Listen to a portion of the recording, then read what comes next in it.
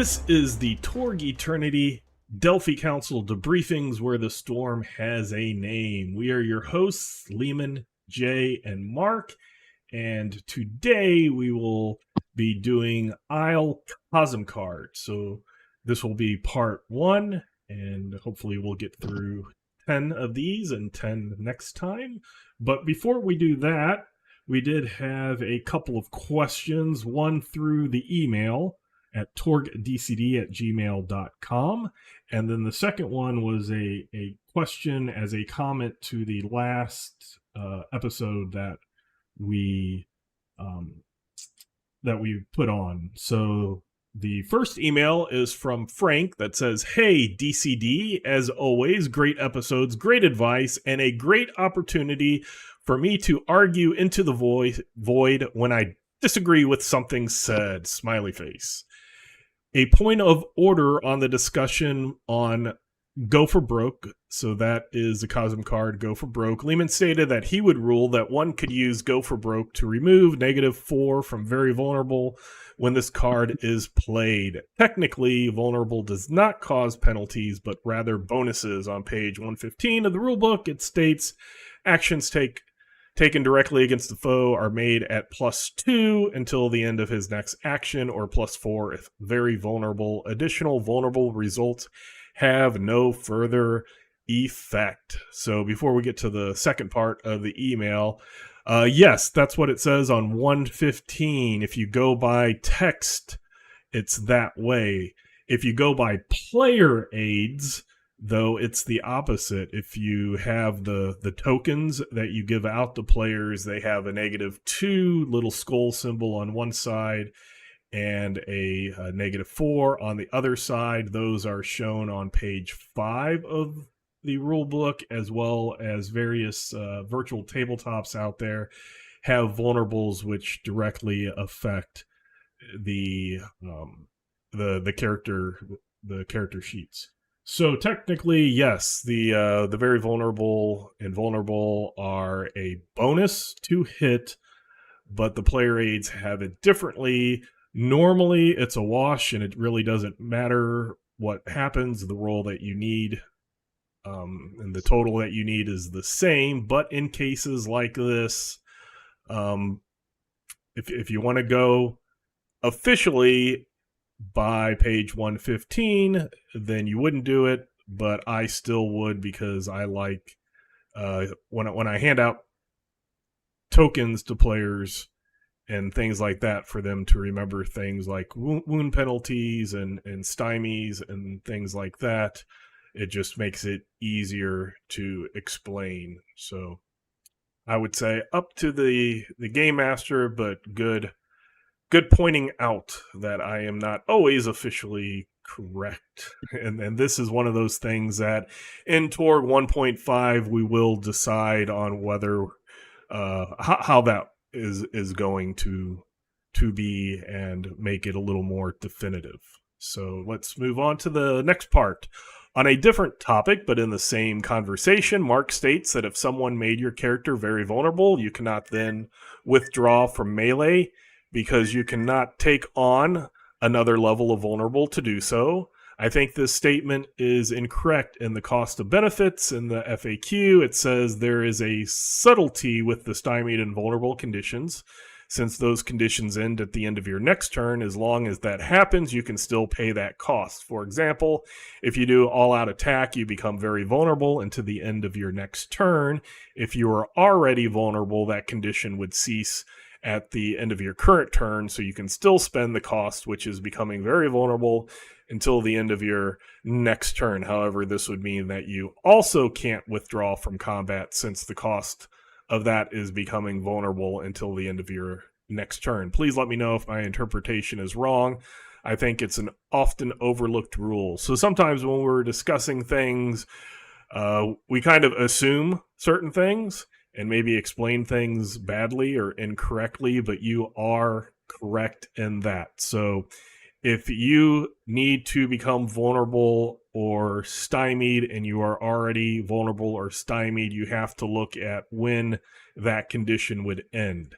If the condition would end on this turn, then you could do it because that is going to keep you stymied or vulnerable or any of the mixture of those two until the next turn. But if you've done something else that has made it to next turn, or if you have some effects will keep a stymie or vulnerable condition into subsequent turns, that's what we were wanting to say, that those could not be used. So clarification is good.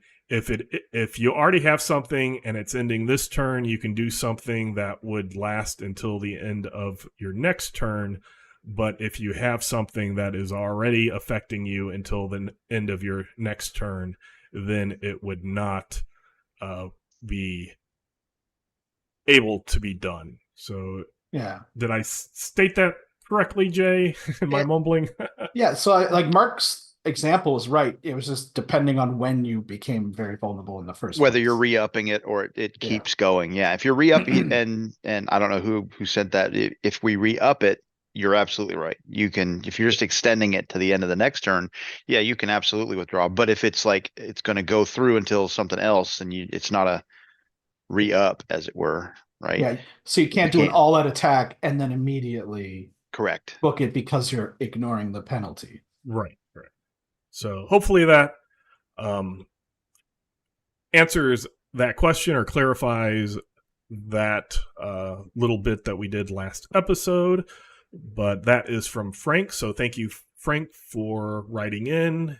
And again, if you have any questions or comments or whatever for us, please do email us at torgdcd@gmail.com, and we will read your emails and answer your questions, etc. And for the second question was a comment that was put on that they were asking about trading cards.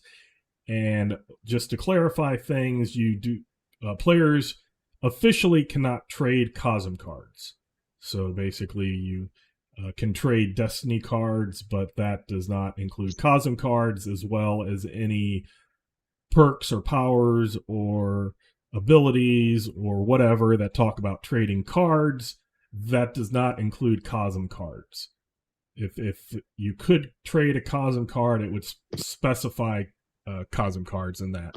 I know that a lot of house rules have it that those are able to be traded because some people will grab something that they can't use, but officially you cannot trade Cosm cards.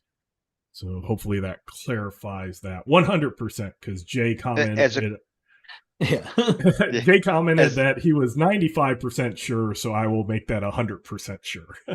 As a corollary, when you're confused, do the Cosm cards count? We already went through this. Did we already do that? We did this last week. Did we do it last week? Okay. Yeah. It's going to keep coming up because I have a short memory. It's a good memory. It's just short. But yeah, that's just Destiny cards. Yeah, Destiny are normally it. So, okay. So let's get into the Aysle Cosm cards. I just want to say, in my experience with both Game Master and players, Aysle is very similar to Poor Earth, which people tend to love Aysle cards because of various magic items and stuff. Right. Yeah. So, rain and magic items and stuff like that. But there is one that I think probably it'll be in. No, it'll be this one that I have a house rule for, so we'll talk about that when we get there. But the first card, number 1, is Look What I Found.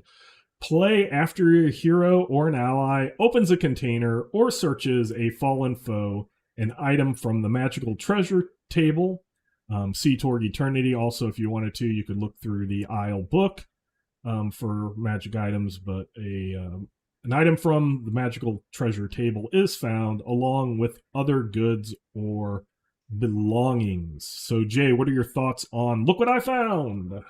I have in roll 20, I have the Zelda opening the chest sound prepped for whenever people play this or the other ones where they just get a magic item. This is a good one. Players love it. Magic item. I prefer rolling on the full table in the Isle book, which admittedly can sometimes get ridiculous powerful stuff. So be warned if you're going to do that. But because my background, like I ran Hackmaster for years in 4th edition, you could get wandering encounters, could be fighting 4,000 gorillas. Treasure could find almost anything. So I like to go with the flow that way. It's probably, if I was doing it in organized play, I might do the main book. But if you're worried about balance, that is a potential issue. Yeah, just a really good one. And it's just opening a container or a fallen foe. And that's pretty much stuff's available almost anywhere. Could be in a pot, whatever. So yeah, really good one. Mark, your thoughts on Look What I Found? So I got a couple of thoughts on the Isle cards, and this generally goes for any cards that, like this one says on a fallen foe, right? The container not so much, but the fallen foe, it's kind of important. I like to shy away from the idea that because a savvy player will wait until they've defeated the foe and then play the Cosm card. And oh, look what this guy was toting around. I've got a bazooka of magic missiles that I just conveniently didn't use in the fight we just had, and you found. So I kind of, because if it's a fallen foe that's going to have this item, I like to have the item on the foe before they fall, because it doesn't make sense that they would have a weapon or a tool of usefulness that they didn't use in the battle, and now they just kind of find it. So, your mileage may vary. You guys do it the way you want to do it.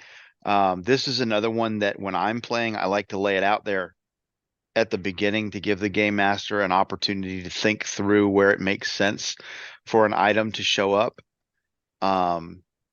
And that also allows for, if it's going to be if you're going to give them a magic sword that a bad guy has, then the bad guy probably ought to be using, in my opinion, the bad guy ought to be using the magic sword against the people that he beats or she beats. So, you do that, you run that the way you want. But I would like to see that if the players come in and go boom after they defeat the guy, then it's not anything really big that great, maybe they're just okay. I don't want to say it's penalizing them for that, but if you're going to say, well, he doesn't get to use it, but I want a bazooka fireballs. Well, no, not so much, because he can't use it. Maybe limited to consumables then. Something, well, but even consumables, if I had a potion of healing and you're going to take me out and I got 3 wounds and you give me 2, I ought to be drinking that potion. And it's, well, that's I don't want it. It is. No, I don't. That's against the feel of the card, of the spirit of the card, right? The card is something that you're going to find, and so they can't just consume it and here's the empty. Sorry, you could have had if you'd killed me faster, you could have had a potion of healing, but nope, you were too slow, so I got to use it. I want to give them a magic item, but it's not as useful if you wait until after they fall and they didn't get to use it. So maybe it's something they could not use. I don't know. Just my thoughts on it. So this is one that I like and players like, of course, because you get some from free things. Depending on how you look at it, yeah, it might make sense to have players, play this at the beginning. That would be one thing that if you do that, I would make sure all players know. So they're, it's like, in my game, please do this as a one drawn so I can do things, and then you don't have it like MMOs where you kill a squirrel and they have gold, and swords and things like that. But kind of, yeah, if you want to do that as a game master, I completely can see it. If you like Jay's, just I love random stuff and let's just roll, and that guy had something crazy on him and for some reason he didn't use it, because I want to say even like old school RPGs, sometimes it was like that you would just get the random treasure rolls that it's like, oh, that guy had it and he didn't use it. But so up to your style, but whether or not you do that, I still think it's a good card. So it's not like the card is going to be a good card. Bad depending on how you do it. It's just how and it's a good card. Your table look at how that works. So yeah, It makes me think also, there was something Mark said in a previous episode about how once you start getting too many magic items, it could start getting crazy. But as a GM, you're also free to make up your own magic items, right? Stuff with like daily powers or limitations, that sort of stuff too. Well, that's what we do in organized play with, and we did that just last night. You get a 60 and you pop something magical, and we do renewable consumables where the magic imbues a rune on something that makes sense, that does something either once an act or once a scene, so that it becomes something that you get to, as a player, you get to use, but it's limited, right? So it's still magic. You're still a 4-case contradiction somewhere, but it's player agency in that I get to determine it. I mean, if you want to give them +1 to damage or a +1 to spirit or a +1 to this skill, okay, that just seems, you can't stack that up over and over and over again to where, oh, now I have a +8 on this sword because I keep hitting things, getting a 60. I mean, if you want to do that, okay, that gets crazy. So number 2 is Face Me. Players play on a reality rated foe. Hit attacks against your character are favored for the rest of the scene. Gain possibilities equal to his remaining wounds. So, Jay, what are your thoughts on Face Me? It's pretty good. It's nice and thematic, to get a duel going. You're basically trading possibilities for more likelihood of getting hit and thus needing to use those possibilities to soak. Though I think I recall this got played by a cyber witch on a broom who just flew away. So they couldn't actually get hit afterwards, or so they thought. It's. I mean, this is just a nice sort of average card. It gets you something right away. Although I would personally, as a GM, make that character then make a beeline towards you, like make it his mission, right? So this is like a nemesis on steroids. Yeah. And you better hope they don't actually have vengeance. That's it. Yeah, pretty good. Mark, thoughts on Face Me? I really like the game balance on this, that you gain possibilities equal to the remaining wounds, so that if you're gutsy enough to go right at the beginning of combat, you're like, ooh, we're in the dramatic scene, the culmination of the entire thing. I've been holding on to this for a while, and he's probably got 5 wounds. Boom. Wait, he's fresh. He's got all his possibilities. He's got all his wounds. And as Jay pointed out, I'm going to need those possibilities, because it's just like a nemesis. He turns, she turns and looks at you and just cuts loose with everything they've got. And it's going to, I mean, from a game master standpoint, players, if you put this down on the big bad that I'm running, you've given me license to unleash everything I've got on you, jack it up with possibilities, and come after you, because you're essentially challenging the bad guy. So don't be surprised when at beta tier, when I've got 2 possibilities per Storm Knight sitting in my pool, and out comes the big bad, and she's cutting lightning loose and whirlwind and doing all this other stuff, and she's just pounding you with possibilities left and right and running things into the 30s and the 40s. You kind of asked for it. So have a plan. Yeah, I like Face Me. Like Mark said, this is similar, but not exactly the same as a Nemesis card, which I like. And this with a Nemesis would be really fun to oh, that's down. Brutal. Throw down this one. And like the Nemesis card, it's a Destiny cards, but this with that would be great. And if it's something that you would throw down towards the end, or when you're getting separated from this person or thing or whatever would definitely be coming back. It would be hunting you. So dude, you've given me a Torg goal now. Yeah.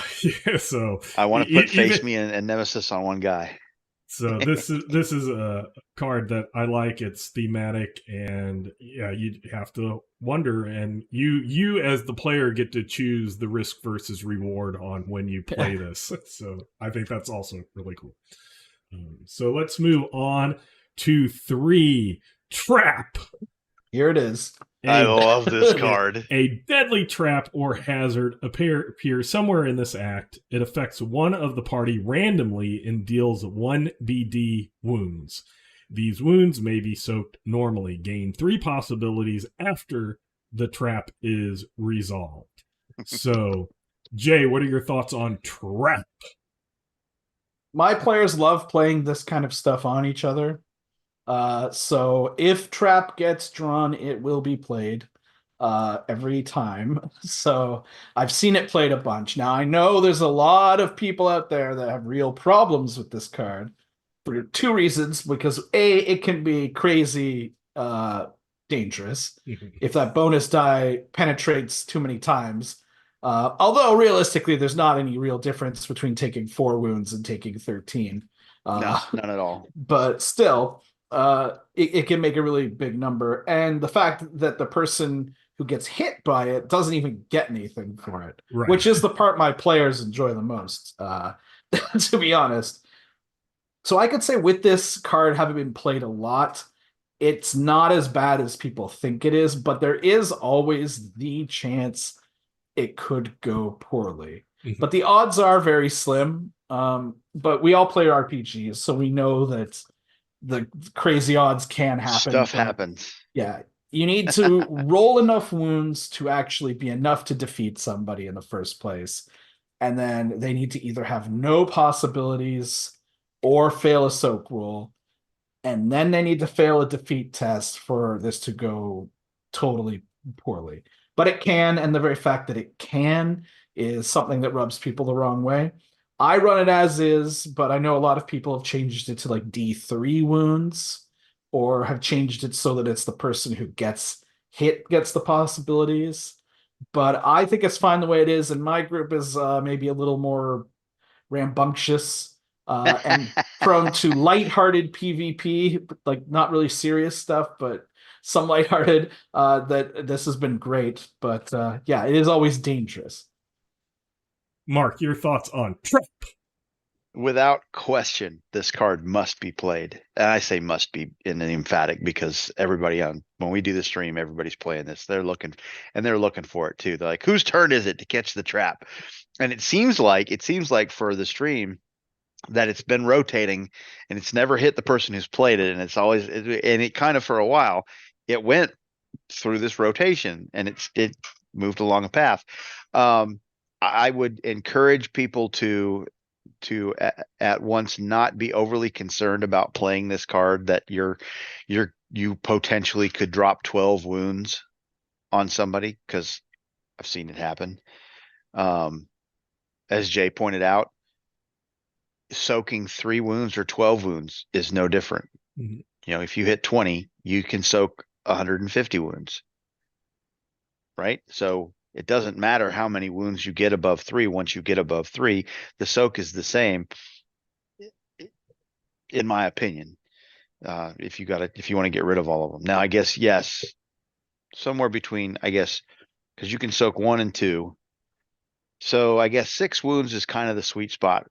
If you get more than 6, then it doesn't matter. If you get less than 6, you're still going to stick around because you could soak 1 or 2 and it could still kill you. But this is a fantastic card. And I do get, and I've played in games where the person who plays it gets the wounds and gets the possibilities because they get the reward. And the GM is like, well, if you're going to get the possibilities, you should also run the risk. I get that. I've also seen it done where it's randomly, you know, you play the trap card and whoever gets the wounds randomly also gets the possibilities. And that makes sense too. I run this one as written, like Jay does, because when we do the stream, they're looking forward to, they're like, oh man, who did I just jack up to get my possibilities. And it's almost evil because they're like, I'm taking my possibilities. Who did I hurt? One of you guys. Because it almost never comes back to the person who plays it. But right? when it does, everyone else at the table loves it. Oh, it's phenomenal. I could be completely misremembering Revenge of the Caradon, but when we did it, it seemed like somebody would play the trap, somebody else would get hit with it, and then they would get the trap card. And we had we had a chain going where it was like everybody was hitting somebody else, and then it got back to the first person, and it was real fun. So you're absolutely not misremembering that. Jay and Mark gave a couple of examples. The one time in my home game that this came up bad was, I think, like 8 or 9 wounds were done, and the person who got hit was a person who had no possibilities and was disconnected at the time. So even here, so when I play old school, I wouldn't care. But Torg Eternity is heroic, and the purpose of the game is a little bit differently. So what I did in that case is I let those wounds get distributed amongst the people. And then if they wanted to soak, well, then they're using more possibilities to soak. So as a group, they're saving the one guy, but they're spending more resources to do so. And that's also an option. But it was mainly because there was a situation that happened. The guy was going to test, for defeat no matter what. And it seemed appropriate, so that's a house rule that I did. But again, on the stream, we were all able to have fun the way that it's written. So that's just an option. But if you want to, can I say one other thing? Sure. I get Jay talked about people being hesitant to play this card. I get why that is, because a BD of wounds. I mean, there's no question you're getting the wounds, right? And it could be a lot. Don't let that. If that's going to be, if you're a GM and you're looking at your table and you're saying, my table doesn't handle that well. Okay, fine. Don't get hung up on the fact that we like to run it the way it's written, and we enjoy that because we're kind of masochistic that way and enjoy inflicting that on the table. And all of the GMs all the people we run for tend to GM for us too. When they run it, they do the same thing. But if that's not your play style, don't get hung up on that. You play it the way you want to play it because it's your Cosmverse, and you play it the way that it makes fun. Because this card, if you've got a couple of players that get hung up on this could ruin a session. Don't let that happen. Mm-hmm. Because this card, you're like, somebody gets upset because they got blasted with eight wounds and they soaked and they rolled poorly, and now they got to now they got to test for defeat. Don't let that happen. And some people might take this poorly, but you are also, as the GM, capable of rolling that bonus die, looking at it, and then just telling them it's one less than the number of wounds they have left. Right? Oh yeah, you're absolutely. Absolutely. And that goes into the same thing that Jay was saying. He rolls randomly on the magic thing. Don't get hung up on the fact that the random dice decided something and you're like, I don't like that result. You're the GM. Do it how you want to do it. Mm-hmm. That's the beauty of this game. Yeah. And doesn't make sense to you, don't do it that way. The other thing is, if you're hesitant, try it one of the other ways. Get the group get them used to, hey, taking some wounds, you can get out of it just like you can get out of wounds by soaking normally. And then after a while, see if people are willing to do it. And maybe they'll change their mind on doing it the way it's written. So just lots of variations, but it just is such a fun card, and it theme wise is awesome in dungeons and whatever in Aysle, so I wouldn't remove it. I would alter it if it's going to be I don't want this in the game. So, But Put it also on that- try to make sure to describe it as a cool trap too. Oh, yeah. right. Make it right. an event. It's not just, oh, a spike hits you. Or Right. put it on that thing, put it on that container that has the look what I found in it. And I want to say most of the streams that we've played with it, it's the game master has really, various game masters have really put it into the scene and in a way that seems organically. So it's not just oh yeah, this happened because a card came. You almost wonder at the end, like it's happening and you don't realize it until the person's like, you take this much damage. And then it's like, oh, that was the trap card that was played. So you can set it up pretty good that way. You're like, oh, and apropos of nothing, you get 3 possibilities. That's right. So let's move on to number 4, courtly intrigue. The party is the target of nasty rumors. Non-player characters react negatively or are outright hostile, and persuasions rolls suffer a -4 penalty until the group plays a glory card or otherwise dispels the rumors. All Storm Knights gain 2 possibilities. So, Jay, your thoughts on courtly intrigue? Yeah, my players like this card too. I enjoy it because it's nice to come up with some intrigues and some scuttlebutt that everyone's talking about them. They okay, if you want to be like efficient about it, you can kind of play it at the beginning. But my players, as I mentioned, my players like to screw each other over with these cards in a fun way. So Why is efficient bad? Why are you saying it in a bad way? So it'll now. usually be something like they won't play it until someone says they're going to do a persuasion test. Oh, and then they'll put it down, right? So again, with Revenge of the Caradon, we had this played at the beginning of scene 2. For those who know that adventure, you could probably imagine how that altered things slightly. Yeah, this is a really good one. It's very flavorful, and I think that sometimes people play Aysle just as D&D, and this adds in a little bit more of that Game of Thrones aspect to it. I always think of Aysle as kind of like it's D&D meets Game of Thrones meets folk tales, kind of, right? So I like to focus on that sometimes, because sometimes it could just seem like some people can kind of run it as just sort of standard fantasy. So yeah, I really like this one. Mark, your thoughts on courtly intrigue?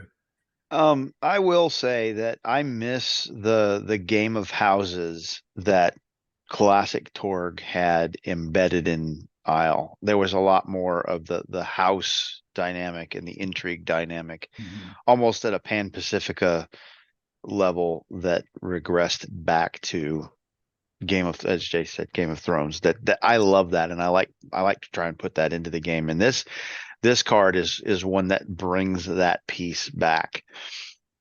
I enjoy the fact that you've got 2 ways to get rid of this card. The mechanical way is hitting glory, which is, some would say, the easier way. In an organized play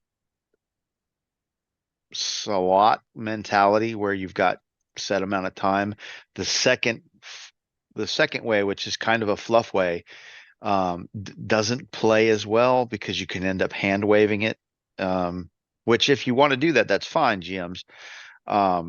If they're having problems with that -4 penalty and it's like integral to the mission they're doing, then absolutely you can do that. But in a home game, the or otherwise dispels the rumors. That last little bit, don't overlook that, because that could be a whole side quest in and of itself. Little side quest that's off to, like, we've got to go do this thing that proves that we didn't actually kill the farmer's cows. It was, it really was a witch's curse or something like this, or an Aysle, whatever. And they're blaming you because you showed up and the cows dropped dead. And now nobody wants to talk to you, and you're doing an investigative thing in Aysle, and nobody wants to talk to you, and you're -4 on everything that you're doing because they think you killed their cows. Well, no, okay, we have to go find the witch who actually cursed the cows because she's in a spat with the farmer, and then we dispel the rumors. Now we can go back to investigating, whatever, make that stuff up on the fly if you want to. But I love the idea that this complicates you hit court, and we're supposed to be here convincing the king to let us move through his country, his land without a problem, and now we have a -4 penalty, which is significant. Yeah, I like courtly intrigue. As Mark said, if I was just doing we have this many sessions to go, we're getting through this adventure in Aysle, then the glory probably would be a thing.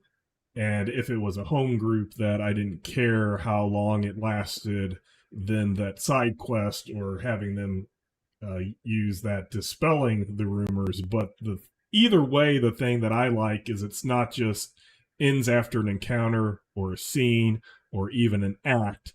So until one of these things is done, this is going to be affecting players and everything, and all it says is persuasion rolls. So that could be your requisitions or any other thing. So really cool, adds that courtly intrigue into the game, and it's not just a one and done. It's we need to do something to get rid of it, but everybody gets a couple of possibilities, so that's the upside. So very cool card. Hey, question for you, Leamon. Mm-hmm. If your group played this and you hit the end of an act, would you A, let it go into another act because they didn't get glory or dispel the rumors? And B, if they didn't dispel the rumors and there's got this -4 penalty and they hit the end of an act and then traveled to another Cosm, would word of mouth follow them to that other Cosm? Well, they're still on the same mission, right? But they haven't hit glory and they haven't done anything to dispel the rumors. So did word get around about these ne'er-do-well Storm Knights as they go from Aysle to the Cyber Papacy? If this was done in my home game, this would go through various adventures and various scenarios until they got rid of it, because in my home game, or in one of my home games, one of the core Earth people is a social media influencer. So of course this is going to affect him. And then you tie in your Storm Knight with he has these rumors, maybe some Aysle person told some core Earth person, and now it's up on Instagram and TikTok, and we know how reliable social media is for getting the facts out there. So this, that character would love this card because then that gave them a thing to get over. Again, that's great. If it was just me forming a group and saying, hey, we're getting through, this Aysle 1 act or 3 act or the mega adventure, then I wouldn't have it carry over or anything. But if it was my home group, absolutely, because then we're not on a time limit or anything. It's just go with it. I might put it on a mission log if I could handwrite something in a mission log for a organized play game if you played it and didn't get rid of it. Like, for your next mission, you are -4 persuasion. Boom. So card number 5, Courtly Romance. Another courtly type social thing for Aysle. Present a gift, recite a poem, sing a song, or otherwise make a public declaration of amorous intent to a potential or current love interest. Gain 2 possibilities. So Jay, your thoughts on Courtly Romance? The key word is public. Mm-hmm. So it's got to be visible to everybody, and thus often leads to courtly intrigue. Also works really well if partnered with a romance card. But the key with courtly romance is that technically it's not you starting a relationship like romance cards do. It's just you saying it to someone else. They are free to tell you to go away, right? And you could make it as unrealistic as possible. You could go to Ardenay. You could profess your love for Uthorian. Who knows, right? It's totally up to you. But yeah, as long as it's public and there will be reactions to it, it's a cheap 2 possibilities. Yeah, so it's good. Good one. A little bit little bit above average. There's no built-in negatives, but there's role play potential negatives. Mark, your thoughts on courtly romance? This is another one that could, in my opinion, it's in extremes. It's either, yeah, I played it, I expressed my love, and she's told me to pound sand. Where are my two possibilities? I'm out of here. Or, yeah, I expressed my love for this lady, and then her father shows up, and so does her other suitor, and now we have a whole side again. We have another side quest going on that spins out of control. And as Jay says, whether you like it or not, it's courtly intrigue. And you now have courtly intrigue that doesn't get any more possibilities, or you play courtly intrigue and you get even more possibilities out of it, and it just becomes its own, takes on a life of its own. How do you want to play it? You can do it either way. I kind of dislike the I'm playing this, give me my possibilities, and then we hand wave the rest of it. Organized play does that occasionally because we're on a time limit, so we don't have the ability to just. Plus, this card can, and you got to be careful with this. This card has a risk in it, because it's tied to two possibilities. It makes me as a GM feel like it has to have some meat to it, but it's really a one-on-one kind of thing. And so, for a time, you're focusing on one Storm Knight, and and everything is about that one Storm Knight, and everybody else is just kind of sitting there twiddling their thumbs. You can drive that into the ground, and if you're not careful with it, and everybody else is bored. So, be careful how you play that one. I like it. I want to say that I played this in Revenge of the Caradon 2 Halo Ardenay. I believe you did. But I think somebody else did like a romance or something. As a game master, I would even it doesn't say it, but I would have a charisma roll or a persuasion roll just to see how it's taken, how well you did, and then have that maybe affect the scene.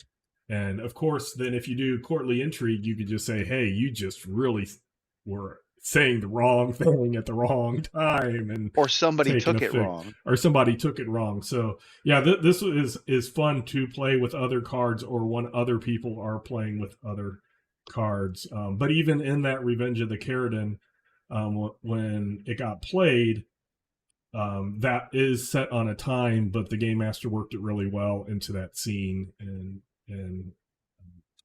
yeah, just fun card. Another one that's not just beat them up and get something, which those are fun cards too, but having variety is variety is the spice of life.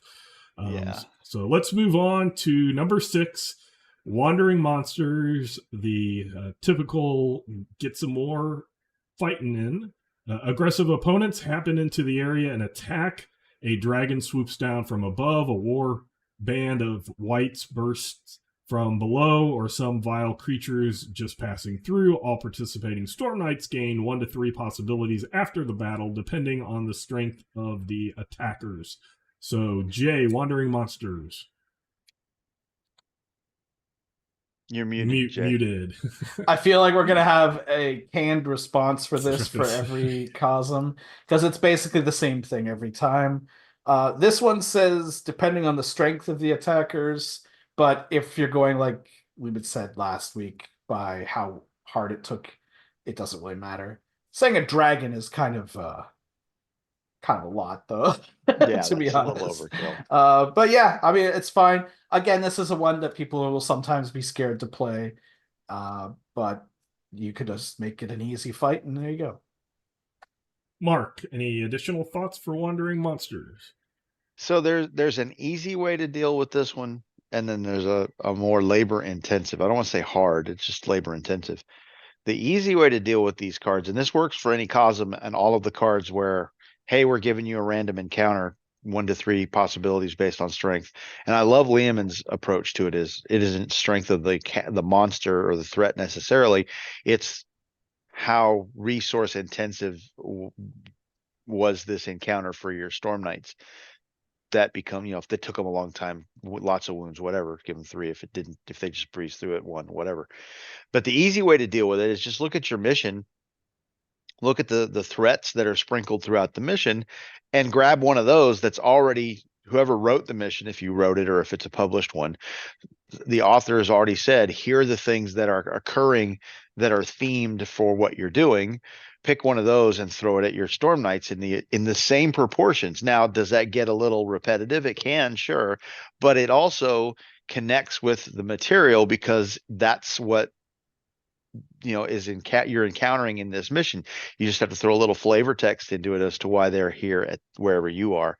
The labor intensive version of it is, and this works really well with home games, and it's what Rod tends to do is he creates his stacks, and you have to look at it based on where they're going to be, where they could be when this card gets played, and say, well, here are 1, 2, and 3 things that can show up in this area that make sense. Here are 1, 2, and 3 things that can show up here. Here's 1, 2, and 3 things, and that's you just got to put in some time to look at it and put that out. But that pays off when your player goes, yep, wandering monster, boom, and they drop it, and you're prepared for it when they put it down, and you go, okay, I got that. And you just grab your prep and you move it over and you drop it onto the table and off you go. That's, from a GM standpoint, that's always handy when I don't have to spend time going flipping through pages or scanning through a PDF or trying to figure out on the fly. I find that as a nice challenge about game master. Just one of the things I like about game mastering is trying to see if I can stitch it together seamlessly so that my players don't know I wasn't prepared for the thing they did, and it fits in with what they're doing. You know what I mean? Mm-hmm. So the only thing that I will, it probably said it last time, and probably, as Jay said, repeat it again for each of the realities, is the quick cheat is just to have whatever is in the book as that group gets this, and then at the end you give them the possibility, especially if you're constrained on time. Again, I have very different ways that I do if I have a set amount of time that it's just this adventure we're doing, or if it's my home group, which is an ongoing campaign. I'll lengthen the adventure, no problem. If I'm on a short timeline, I will just, okay, this fight that's already scheduled to be fought, well, you just get some experience. And on all of these, as Mark said that I mentioned last time, the strength I use is the how strong was it against the Storm Knights in that battle. So even if it's a dragon, if somebody explodes and kills it in one, then it's wasn't strong for that battle. Everybody gets a possibility. If it's a little lurk who somehow gives a few wounds and stuff, and it's just a single one, and it, for whatever reason, the party can't roll to hit it, and it rolls and does some stuff, then I'll up the possibility. So I don't try to think of the possibilities when I have the wandering monsters. I determine it after the encounter. So let's move on to card number 7, Fickle Magic. Play immediately when drawn. So this is actually you immediately play it. The first player character who rolls a mishap while casting a spell has the opposite of the intended effect instead. GM's call. So it specifically is a GM's call. All Storm Knights gain 1 possibility once the effect triggers. If there are no spellcasters, draw a new Cosm card. So you would discard this and then draw a new one. Jay, your thoughts on Fickle Magic? There's a few of these kind of cards here which are based on there being one specific kind of character in the party, which Aysle is so magic rich, I could see why, and it works. But in some of the other Cosms, it kind of gets to be a bit much with those. So you end up like skipping half the cards if you don't have it. Now, this one is pretty good, to be honest. You put it down. The odds of mishapping aren't huge, and if you do, you each get a possibility. So that's not bad. The only thing I would really say is, as a GM, obviously it only counts if they're casting it like in important encounters. So they're not just like sitting there going lightning bolt, lightning bolt, lightning bolt at the campfire until they mishap, right? So yeah, it would have to be during an encounter or something. Yeah, it's a pretty good one, and the fact that you do get to redraw if there are no spellcasters is good. Mark, your thoughts on Fickle Magic? Yeah, I like the wording that says play immediately on this, because there are a handful of cards throughout the game that say play immediately. And nobody likes it when it says you don't have a choice. You have to play this, put it down. Because it's always got something bad tied to it, right? In this case, it's if you screw up, it gets bad. And there's almost no preparation that the GM can do for this one because you don't know where the spellcaster is going to screw up. It could be on precognition. How do you know, or well, I don't know, precogs is whatever. You get my point. It could be on something on energize, whatever. So if you want to have a simple solution for that, you could just say that the magic explodes and does, fireball damage or lightning bolt damage to the caster because it says feedback. That's not what the card says, but I mean, it's bad. It's fickle magic. And that's the answer in a magical realm. How does this work? Well, it's magic. That's always the answer, right? Well, why did this go wrong? Because magic. Okay, off we go. It's not that, I mean, one possibility per person, there are other Cosm cards that do better, but I do really like if there are no spellcasters in the party, draw a new Cosm card. And there are some that I think in some Cosm cards in other Cosms that are, as Jay said, are specific to a type of character being in the party. And they don't say stuff like that. And you're just kind of boned if you don't have the person that this affects. You're just sitting there going, well, I can't do anything with this. I wish that on all of the cards that are keyed to a specific condition like that could possibly not be there, that it would say, if this doesn't exist in your party, draw a new Cosm card. But there are some that don't. So yeah, all of those things I would agree with. Fickle magic, I like, and I do like the game master's call. So there is not arguing over certain things. Like if it's something, you think simple, that'll stop arguing? Well, it'll cut it down. It says GM's call on the card, but like certain things would be easy. A lightning bolt. Okay, it's either going to hit you or maybe a party member or something. But other things you might kind of wonder, okay, what is an opposite effect as this? So then you could pull in okay, it just explodes like Mark says, or bring in something, whether the diminish you cast affects you, or instead it enhances the other person. It gives you a little flexibility, so that's fun. And you can keep your players on their toes. Or get overly creative. You're shrunk down to the size of a toad for 3 rounds. Yeah. Whatever. I mean, that's unusual, but it's GM's call. Do what you want to do. So, sure, Cosm.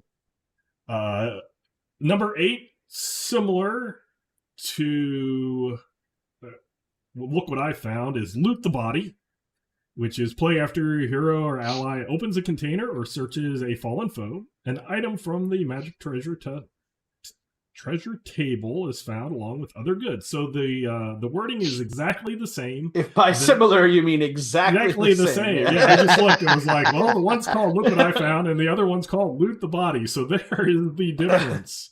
So we won't have to go over that. Just go back to rewind. Go back to the very first one. And then we will do those too. Maybe later. 10's the similar one, I think. Yeah, but don't get hung up. This says an item from the magic treasure table, which means you're randomly going to pick something. Don't get hung up on that. I mean, really, don't. If it doesn't make sense for wherever to have it, don't give whatever the dice said you should give, re-roll or pick. Mm-hmm. Or flip or I guess it's a D20, roll another D20 or flip numbers. Yeah. Well, it says just an item from the table. It doesn't say you have to roll.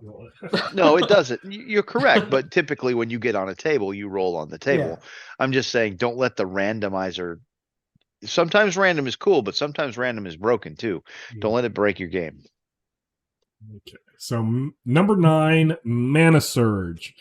Magical energies are abundant, perhaps due to ley lines, an astral conjunction, or a vortex of power. Magical skills become favored for the next 3 rounds. Jay, thoughts on Mana Surge? So this is one of those ones Mark was talking about where you might not have anyone with any magical skills in your in your group, so this becomes pointless. It would be nice to have a redraw if you don't have anyone, but of course there is also the fact that the GM can leave this out of the deck. Mhm. The GM can always alter the Cosm deck however they like. So if there's Absolutely. nobody in your group who has this, you could get rid of it. And I mean, normally I would say if it was a play immediately or if it was triggered, then maybe enemies would get affected. But it's no, this is just play it whenever you want. So obviously you would never play it to give your enemies a bonus. The only other thing sometimes is in Isle, I will let people use magical skill checks to just do things Mhm. like potentially open up a door with an alteration check or stuff Sure. like that. It was in the day one Isle had something like that, and I was like, yeah, that's sort of I took that into my jamming career, you know. But even still, they're not skills you can normally use on trains. Mhm. So, or are they in Isle because you could cast cantrips? But anyway, I might let someone play this and then just do like a magical skill uh to mess around with magical things in the land, but I would probably just not include it at all. Mhm. Now, on the other hand, if you do have a spellcaster, then this is great for 3 rounds. So you get 3 rounds of favored, plus with the ability to take shock to increase your totals even more. You can get some real big numbers out there. So yeah, really good or really bad depending on your party makeup. Mark, your thoughts on Mana Surge? I like this card a lot, but it's you don't have a magic using Storm Knight in your group. What I might do, and I like it because it's Isle and it's magic, so that's why, right? And it's like it's along the same lines as Jay's, letting people use the magical skills to accomplish other things that are outside the realms of normal magical stuff. Is that, because we're talking about ley lines and astral conjunctions and vortexes of power, which we would call flavor text, right? Because those three things don't actually exist in the game as a mechanic. Well, In Isle.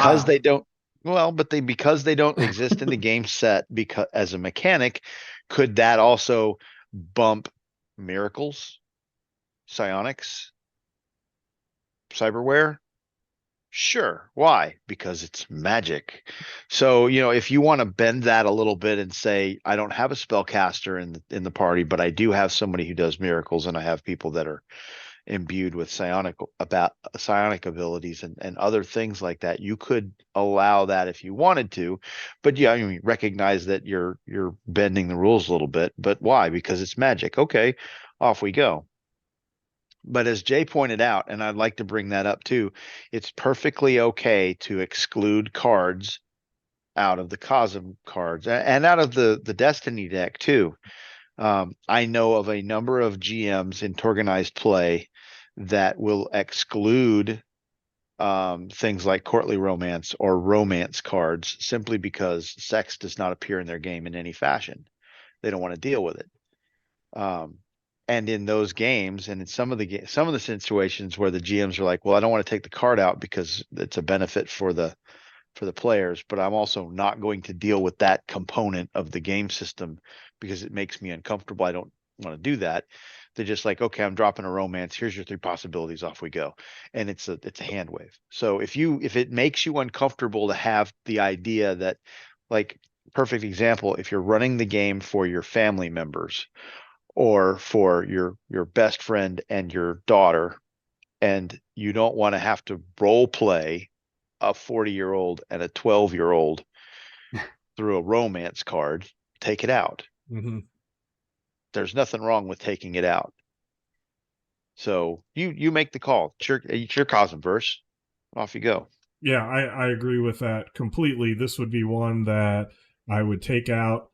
I would have it as a play immediately and maybe add a possibility to it. And then I would, as a game master, have it trigger when there are enemy magic users. Yeah. And then, the possibility, or have it as if there's no magic users, then discard, or do the opposite. So this is one that I like. The flavor is nice, but in a lot of cases, manipulating the card would be fine. Yeah. Manipulate any cards you want, but this is one that would look more into manipulating.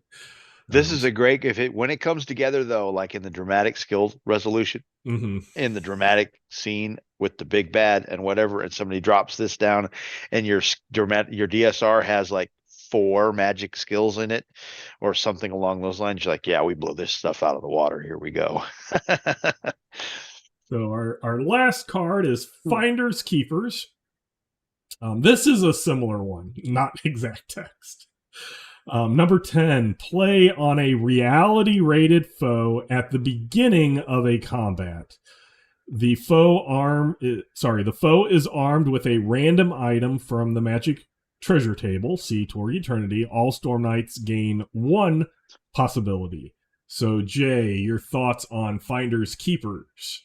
So yeah, this is more what Mark was talking about, where they get to use it, right? So, this has been played a few times.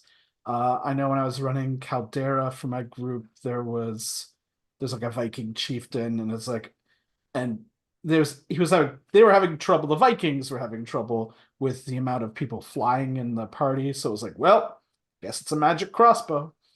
So you can always tailor it. So yeah, this is good. It basically does the same thing, except this time you can't just find it in a container. You do have to beat a reality-rated foe, but that makes it all the sweeter. Mark, your thoughts on Finders Keepers? GMs, I highly recommend that this be one of the things that you put on your to-do list when you're running an Aysle mission. If you're running an Aysle mission, or a mission that goes into Aysle, you're going to have some reality rated foes. You should put some thought into, okay, if Finders Keepers gets played, or one of the other ones gets played on this reality rated foe, what item makes sense for them to have? That one. Let me give them that one. If you want to be crazy and you just want a random item off of the Magic Treasure Table because you enjoy the on the fly nature of that, knock yourself out. That works too. You don't have to do any prep work. I like the idea of, because it's specifically they're armed with it, right? That means a useful item. It doesn't mean, something they can't use. Like Jay said, you're flying, so we have a magic crossbow. Twang. Or look, it's not just pigs in a poke for everyone. That's right. Hey, Grunt got a pig in a poke. Oh, yeah. Grunt loves his pig in the poke. That's my group's favorite magic item. I was making that was my command word, was barbecue now. So yeah, I would say put a little thought, look at the list of possibility rated foes that you have for your mission, and then make a note that this is what they have if they get this card. Yeah, and the other thing is, unlike the one that you determine how many possibilities you're getting based off of the wounds, this one you play at the beginning of a combat, so you couldn't get somebody down to 1 wound and then throw this on them. Correct. But otherwise, yeah, it's a little bit different than the other 2 magic. You need the reality rated foe. It's played at the beginning of the combat, and then that person combat. Combat. Not just it's here he is. Let me. Here he is. Right, exactly. He's going to be ready for it. So all of those things. So we do thank you for listening to Aysle Part 1 Cosm Cards. Again, email us at torgdcd@gmail.com. Send us your questions, your comments. We will read them. We will answer questions, etc. And until next time, we hope you have fun in your own Cosmverse. Bye.